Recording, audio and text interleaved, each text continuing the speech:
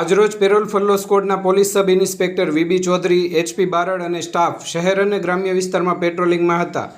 તે દરમિયાન મળેલી બાતમીના આધારે ભાવનગર મહુવા હાઈવે પર બોરડા ગામ પાસે પેટ્રોલ પંપની સામે જાહેર માર્ગ પરથી ડાઠા પોલીસ સ્ટેશનમાં નોંધાયેલા ઇંગ્લિશ દારૂના ગુનામાં નાસ્તા ફરતા આરોપી જયદીપભાઈ હાલુભાઈ કામળિયા, ઉંમર 25, રહેવાનું ગાધેસર ગામ, તાલુકો તળાજાને ઝડપી પાડવામાં આવ્યો છે.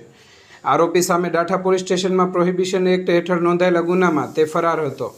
આરોપીને ઝડપી કાયદેસરની કાર્યવાહી બાદ ડાઠા પોલીસ સ્ટેશન ખાતે સોંપવામાં આવેલ છે.